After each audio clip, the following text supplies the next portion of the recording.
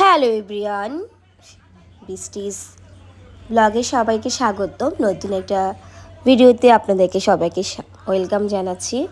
আজকে রান্না করছি হচ্ছে খুব পুরাতন পদ্ধতিতে কাতলা কালিয়া। প্রথমে হচ্ছে আমি মাছগুলো হচ্ছে ভালো মতো হলুদ, লবণ, মরিচ আর একটু তেল দিয়ে হচ্ছে ভালো মতো মেখে রেখেছি কিছুক্ষণ। তারপর হচ্ছে তেলে হচ্ছে মাছগুলোকে ভেজে নিয়েছি। এক এক করে মাছগুলো ভেজে নিব যাতে করে খুব ভালো হয়। তারপর হচ্ছে আমি একটা বাটিতে কিছু মশলা রেডি করে রাখছি। যেহেতু গুঁড়ো মশলা সেহেতু হচ্ছে আমি একটা পেস্ট করে রাখবো, তাতে হচ্ছে মাছটা খেতে অনেক মজা হয়। তো আমি হচ্ছে এখানে জিরা ধনিয়ার গুঁড়া, সাথে হচ্ছে হলুদের গুঁড়া, সাথে হচ্ছে মরিচের গুঁড়া, সামান্য একটু জল দিয়ে আমি একটা পেস্ট তৈরি করে রাখতেছি।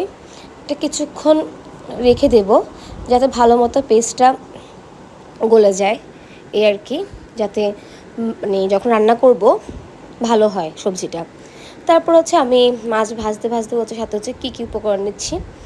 গোটা জিরা নিয়েছি, এলাচি, দারচিনি নিয়েছি, তারপর কাঁচামরিচ, আদা ছেঁচানো, টমেটো, তেজপাতা, কিশমিশ। প্রথমে হচ্ছে আমি একটা কড়াই বসিয়ে দিয়েছি। কড়াইয়ে হচ্ছে তেল দিয়ে নিয়েছি পরিমাণ মতো।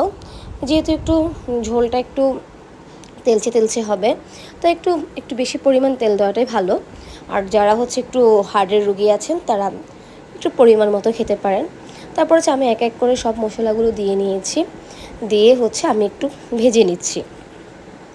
তারপর হচ্ছে টমেটোগুলো দিয়ে নিব। তারপর হচ্ছে যে মশলাটা ছিল পেস্ট করা, সেই মশলাটা দিয়ে নিয়েছি। ভালো মতো এবার কষিয়ে নিব। ভালো মতো কষিয়ে নেওয়ার পরে আমি পরিমাণ মতো একটু লবণ দিয়ে নিয়েছি। আর এটার ভিতরে হচ্ছে যখন তেলটা বেরিয়ে আসবে তখন হচ্ছে আমি ঝোলটা দিয়ে নিব। সাথে হচ্ছে আমি কয়েকটা কাঁচামরিচ দিয়ে নিয়েছি। তারপর হচ্ছে আমি কিশমিশ দিয়ে নিয়েছি। এবার হচ্ছে ভালো মতো কষিয়ে নিব। আর এই কাতলা কালিটা হচ্ছে পুরা মানে একেবারে আধি যুগে কাতলা কালিয়ার মতো করছি, যেটা আমার ঠাম্মারা করতো ওইভাবেই করছি।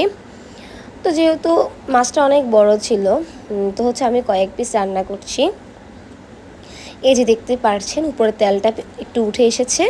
এবার হচ্ছে আমি মাছগুলোকে সবগুলোকে ভেজে নিয়েছি, দেখতে পাচ্ছেন ভালো মতো ভেজে নিয়েছি। কেউ হচ্ছে একটু লালচে খায়, কি একটু আবার একটু হালকা ভাজা খায়, আমি মিডিয়াম ভাজি করেছি। তারপর হচ্ছে ঝোলটা যখন বলক চলে এসেছে আমি হচ্ছে এক এক করে সবগুলো মাছ দিয়ে নিচ্ছি যাতে করে ভালো মতো হয়ে যায়। তারপর আমি একটু চিনি দিয়ে নিয়েছি। এই হচ্ছে কাতলা কালিয়ার লাস্ট। আর ঝোলটা খেতে এত মজা, যখন ঝোলটা নামিয়ে ফেলবেন তখন অটোই বসে যাবে। আজ এ পর্যন্ত।